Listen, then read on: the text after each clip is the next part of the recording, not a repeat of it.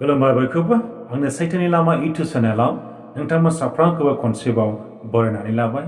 आरो जोंनि बासायगिरि फोरबो जिसु ख्रिस्टनि गोथार मुङाव बयनोबो अननाय मोजां मोननाय खुलुमनाय जासिहरबाय जय मासि आरो बे समावहाय नोंथांमोननि गेजेराव मोनसे साइड टपिक लानानै फैदों आरो बे टपिकआनो जाबाय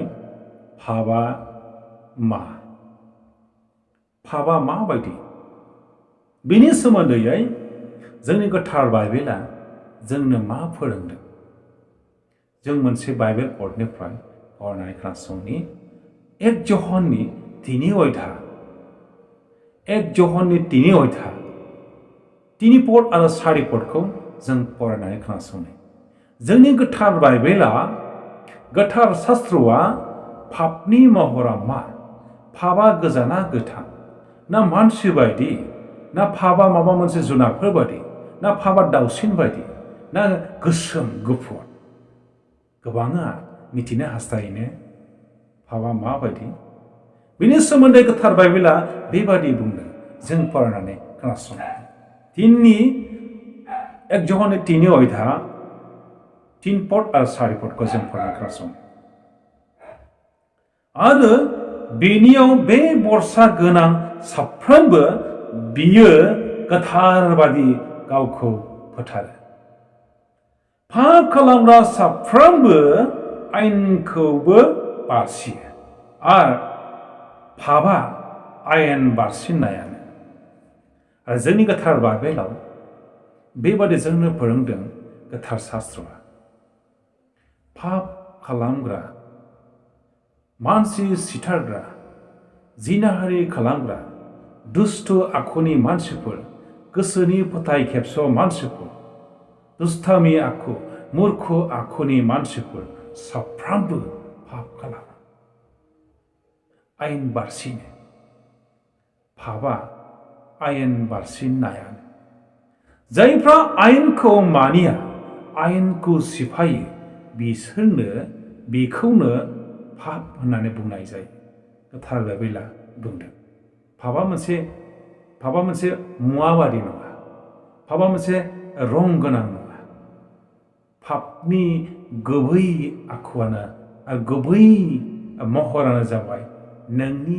गोसोनि गाज्रि साननाय नोंनि गोसोनि लुबैनाय नोंनि गोसोनि जिनाखारि खालामनाय नोङो सिखाव खावनाय फोथाय खेबस' मूर्ख खामानि मावनाय बायदि बायदि इत्यादि गाज्रि आखु बेखौनो पाप होननानै बुंनाय जायो सासे मानसिया गावनि गोसोनि गाज्रि साननायजोंनो सासे मानसिखौ थुलुंगानायजों सासे मानसिखौ बुथारनो थाखाय खायदा खालामनानै सासे मानसिखौ बुथारनो हायो सासे मानसिया गोसोनि गाज्रि सानखांनायजों सासे मानसिखौ गाज्रि मोनहोनो हायो खिपां खालायहोनो हायो आरो बेजोंनो सासे मानसिया थैनो गोनां जायो बेबादि मानसिनि गोसोनि सानखांनायानो गाज्रि सानखांनायानो पाप बेखौनो पाप होननानै बुंनाय जायो पापआ नोंनि गोसोनि हास्थायनाय गाज्रि आखु जिनाहारि खालामनाय सिखाव खावनाय मानियै मूर्ख बायदि बायदि आखुखौनो पाप होननानै बुंनाय जायो बेजोंनो पाप खालामनाय जायो सासे मानसिखौ लुबैनाय जायो सासे मानसिखौ सिथारनाय जायो सासे मानसिखौ थगायनाय जायो सासे मानसिखौ फोथाय खेबस' खालामनाय जायो न्याय अन्नाय खालामनाय जायो बेखौनो पाप होननानै पापआ गुबुन मोनसे महर गैया 1 नम्बराव बेनो 2 नम्बराव बेखौ नों मिथिनानै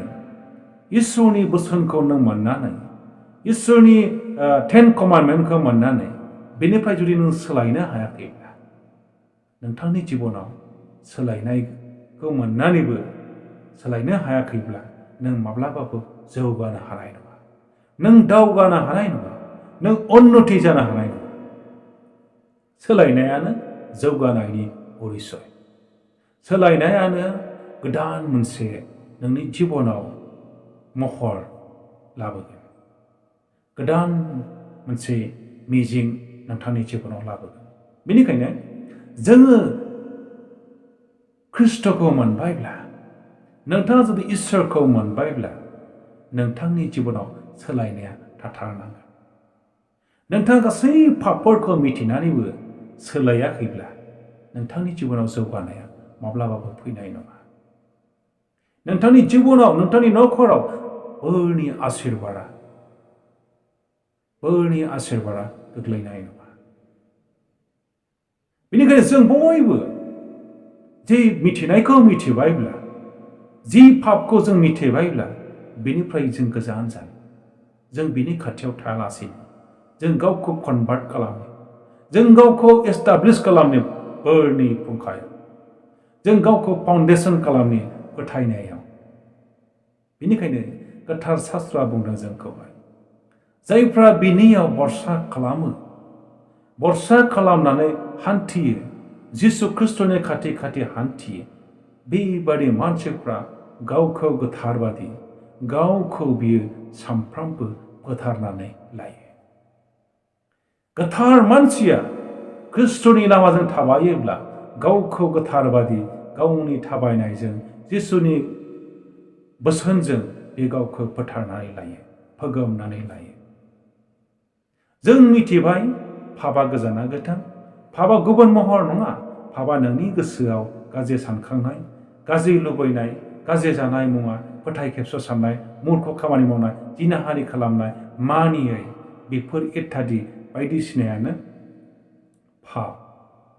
बेखौनो पाप बुंनाय जायो आरो बेखौ मिथिनानै नोङो जुदि सोलायबायब्ला नों बिनिफ्राय बारग'बाय आरो नोंथांनि जिबनाव जुदि सोलायनाय जिबन गैयाब्ला नोंथांनि जिबनाव जौगानाया फैनाय नङा गोदान जिबन मोननाय नङा नोंनि नखराव उन्नति फैनाय नङा नोंनि नखराव आशीर्बाद मोननाय नङा बेनिखायनो सोलायनाया जौगानाय गोदान परिबर्तन गोदानाव सोलायनाय बेनिखायनो बे गाहाम बाथ्रानि गेजेरजों नोंथांनि जिबनाव सोलायनाय फैथों नोंथांनि नखराव आशीर्बाद फैथों पापखौ जों बयबो मिथिनानै बिनिफ्राय आन्दो जानि जोङो गोथार बादि थाबायनि इसोरा बे गाहाम बाथ्रानि गेजेरजों जों बयखौबो होथों जिसु ख्रिस्टनि मुङै जाथों गोजोन्थों